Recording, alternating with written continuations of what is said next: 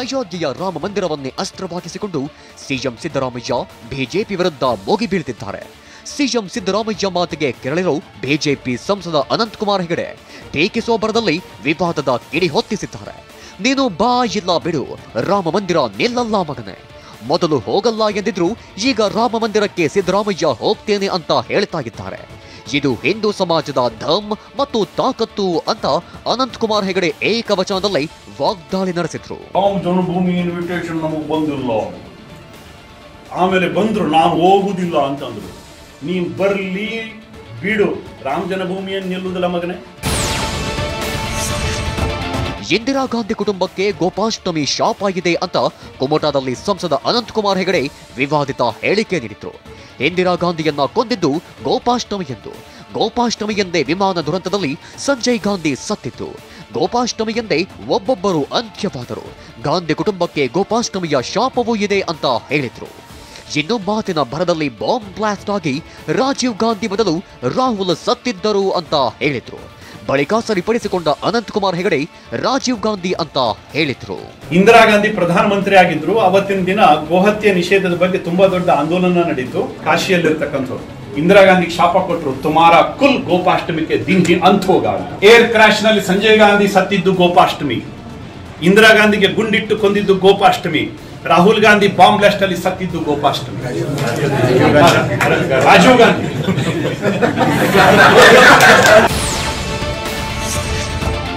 ಸಂಸದ ಅನಂತಕುಮಾರ್ ಹೆಗಡೆ ಮಾತಿಗೆ ಸಿಎಂ ಸಿದ್ದರಾಮಯ್ಯ ಸಿಡಿಮಿಡಿಗೊಂಡ್ರು.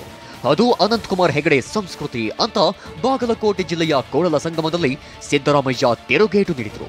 ಸಂವಿಧಾನ ಬದಲಿಸಲು ಅಧಿಕಾರಕ್ಕೆ ಬಂದಿದ್ದೇವೆ ಅಂತಾರೆ. ಅವರನ್ನ ಸಂಸ್ಕೃತರು ಎಂದು ಹೇಳಲು ಆಗುತ್ತಾ? ಬರೀ ಇಂಥದ್ದೇ ಮಾತಾಡೋದು. ಭಾಷೆ ಬಳಕೆ ಬಗ್ಗೆ ಗೊತ್ತಿಲ್ಲ ಅಂದ್ರೆ ಅವರು ಮನುಷ್ಯರಲ್ಲ ಅಂತ ವಾಗ್ದಾಳಿ ನಡೆಸಿದ್ರು. ಅನಂತಕುಮಾರ್ ಹೆಗಡೆ ಇದಾರಲ್ಲ, ನಾವು ಅಧಿಕಾರಕ್ಕೆ ಬಂದಿರೋದೇ ಸಂವಿಧಾನ ಬದಲಾವಣೆ ಮಾಡಕ್ಕೆ ಅಂತ ಹೇಳಿದವರು. ಮಂತ್ರಿ ಆಗಿದ್ದಾಗ, ಕೇಂದ್ರದ ಮಂತ್ರಿ ಆಗಿದ್ದಾಗ ಇನ್ನು ಅವರಿಂದ ಸಂಸ್ಕೃತಿ ನಾವು ಬಯಸಕ್ಕಾಗತ್ತಾ? ಸುಸಂಸ್ಕೃತರು ಅಂತ ಹೇಳಕ್ಕಾಗತ್ತಾ ಅವ್ರನ್ನ? ಅವ್ರ ಭಾಷೆ ಬಳಕೆ ಇಂಥವೇ ಮಾತಾಡೋದು ಅವರು. ಅನಂತಕುಮಾರ್ ಹೆಗಡೆಯ ವಿರುದ್ಧ ಕಾನೂನಿನಡಿ ಪೊಲೀಸರು ಕ್ರಮವನ್ನ ಕೈಗೊಳ್ತಾರೆ ಅಂತ ಬೆಂಗಳೂರಿನಲ್ಲಿ ಗೃಹ ಸಚಿವ ಪರಮೇಶ್ವರ್ ಹೇಳಿದ್ರು. ಶಾಂತಿ ಕದಡುವ ರೀತಿ ಮಾತಾಡೋದು ಸರಿಯ? ಪ್ರಚೋದನೆಯಿಂದ ಅನಾಹುತ ನಡೆದರೆ ಯಾರು ಹೊಣೆ? ಏನಾದ್ರೂ ಘಟನೆಗಳು ನಡೆದರೆ ಅನಂತಕುಮಾರ್ ಜವಾಬ್ದಾರಿ ಆಗ್ತಾರೆ ಅಂತ ಸಚಿವ ಪರಮೇಶ್ವರ್ ಹೇಳಿದ್ರು. ಜವಾಬ್ದಾರಿಯಿಂದ ಮಾತನಾಡಬೇಕು ಅಂತೇಳಿ ನಾವೆಲ್ಲ ನಿರೀಕ್ಷೆ ಮಾಡ್ತೀವಿ. ಮತ್ತು ಕಳೆದ 3 ವರ್ಷದಿಂದಲೂ ಕೂಡ ಅವರು ಏನು ಮಾತನಾಡೇ ಇರಲಿಲ್ಲ. ಅವರೆಲ್ಲೂ ಹೆಚ್ಚು ಸಾರ್ವಜನಿಕವಾಗಿ ಕಾಣಿಸ್ತಾನೂ ಇರಲಿಲ್ಲ. ಇದ್ದಕ್ಕಿದ್ದಾಗೆ ಚುನಾವಣೆ ಹತ್ತಿರ ಬಂದಿದೆ, ಅವಹೇಳನಕಾರಿಯಾಗಿ ಮಾತನಾಡ್ತಕ್ಕಂಥದ್ದು, ಬೇರೆಯವ್ರ ಬಗ್ಗೆ ನಿಂದಿಸಿ ಮಾತನಾಡುವಂಥದ್ದು ಮತ್ತು ಅಸಂಬದ್ಧವಾಗಿ ಒಂದು ರೀತಿಯಲ್ಲಿ ಪ್ರಚೋದನಕಾರಿಯಾಗಿ ಮಾತನಾಡ್ತಕ್ಕಂಥದ್ದು, ಇದನ್ನೆಲ್ಲ ನಾವು ಕೂಡ ಗಮನಿಸ್ತೇವೆ. ಸಂಸದ ಅನಂತಕುಮಾರ್ ಹೆಗಡೆ ನಾಲಿಗೆ ಶುದ್ಧೀಕರಣ ಮಾಡಬೇಕು ಅಂತ ಸಚಿವ ರಾಜಣ್ಣ ಕಿಡಿಕಾರಿದ್ರು. ಅವರು ಅಯೋಧ್ಯೆಗೆ ಹೋಗುವ ಮುನ್ನ ನಾಲಿಗೆ ಶುದ್ಧಿ ಮಾಡಿ ಕಳಿಸಬೇಕು. ಮೊದಲಿನಿಂದಲೂ ಜನರ ಭಾವನೆಗಳನ್ನ ಕೆರಳಿಸಿ ಚುನಾವಣೆ ಗೆಲ್ಲೋದು ರೂಢಿ. ಈಗ ಚುನಾವಣೆ ಬರ್ತಾ ಇದೆ, ಹೀಗಾಗಿ ಈ ರೀತಿ ಮಾತನಾಡ್ತಿದ್ದಾರೆ. ಚುನಾವಣೆಯು ಮುಗಿದ ಬಳಿಕ ಯಾರ ಕೈಗೂ ಸಿಗಲ್ಲ, ಮುಖಾನೂ ತೋರಿಸಲ್ಲ ಅಂತ ಕೆಎನ್ ರಾಜಣ್ಣ ವಾಗ್ದಾಳಿ ನಡೆಸಿದ್ರು. ಹೆಗಡೆ ಅವ್ರದ್ದು ನಾಲ್ಗೆ ಇದೆಯಲ್ಲ, ಅದನ್ನು ಶುದ್ಧೀಕರಣ ಮಾಡಬೇಕು. ಅವರು ಯಾವುದು ಅಯೋಧ್ಯೆ ರಾಮ ಜನ್ಮಭೂಮಿಗೆ 22ನೇ ತಾರೀಕು ಹೋಗ್ತಾರಲ್ಲ, ಅವರು ಹೋಗೋದಕ್ಕಿಂತ ಮುಂಚೆ ಅವ್ರು ನಾಲ್ಗೆ ಶುದ್ಧಿ ಮಾಡಿ ಕಳಿಸ್ಬೇಕಂತ.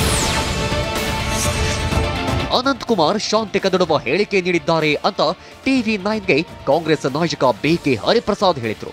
ಅನಂತಕುಮಾರ್ ವಿರುದ್ಧ ಕಾನೂನು ಕ್ರಮ ಕೈಗೊಳ್ಳಬೇಕು. ಉತ್ತರ ಕನ್ನಡ ಜಿಲ್ಲೆಯಲ್ಲಿ ಸುವ್ಯವಸ್ಥಿತವಾದ ಆಸ್ಪತ್ರೆ ನಿರ್ಮಿಸಿಲ್ಲ. ಇವರಿಗೆ ಅಭಿವೃದ್ಧಿ ಕುರಿತು ಮಾತನಾಡುವ ಧೈರ್ಯವಿಲ್ಲ. ಉತ್ತರ ಕನ್ನಡ ಜಿಲ್ಲೆಯಲ್ಲಿ ಸುಸಜ್ಜಿತ ಆಸ್ಪತ್ರೆ ಇಲ್ಲ ಅಂತ ಹರಿಪ್ರಸಾದ್ ಹೇಳಿದ್ರು. ಚುನಾವಣೆಗೋಸ್ಕರ ಅನಂತಕುಮಾರ್ ಹೀಗೆ ಹೇಳಿಕೆ ನೀಡುತ್ತಿದ್ದಾರೆ ಅಂತ ಬೆಂಗಳೂರಿನಲ್ಲಿ ಸಚಿವ MB ಪಾಟೀಲ್ ವಾಗ್ದಾಳಿ ನಡೆಸಿದ್ರು. 4 ವರ್ಷ ಅನಂತಕುಮಾರ್ ಹೆಗಡೆ ಎಲ್ಲಿ ಹೋಗಿದ್ರು? ಕಾಣೆಯಾಗಿದ್ರು. ಈಗ ಉತ್ತರ ಕನ್ನಡ ಲೋಕಸಭೆ ಕ್ಷೇತ್ರದ ಕಡೆ ಗಮನ ಹರಿಸುತ್ತಿದ್ದಾರೆ. ಜನರ ಕೈಗೆ ಇಷ್ಟು ದಿನ ಸಿಕ್ಕಿಲ್ಲ, ಈಗ ಬೆಂಕಿ ಹಚ್ಚುವ ಕೆಲಸಗಳನ್ನ ಮಾಡ್ತಿದ್ದಾರೆ. ಅನಂತಕುಮಾರ್ ಹೆಗಡೆಗೆ ಈ ರೀತಿಯಾಗಿ ಮಾತನಾಡುವ ಚಾಳಿ ಇದೆ ಅಂತ MB ಪಾಟೀಲ್ ಟಾಂಗ್ ಕೊಟ್ಟರು. ಇದು ಕೀಳು ಮಟ್ಟದ ಹೇಳಿಕೆ. ಇಂಥವು ಯಾವುದು ಕೂಡ ನಮ್ಮ ರಾಜ್ಯದಲ್ಲಿ ಆಗಲಿಕ್ಕೆ ನಮ್ಮ ಸರ್ಕಾರ ಬಿಡೋದಲ್ಲ, ಇದು ಚುನಾವಣೆ ಸ್ಟಂಟ್ ಇದೆ.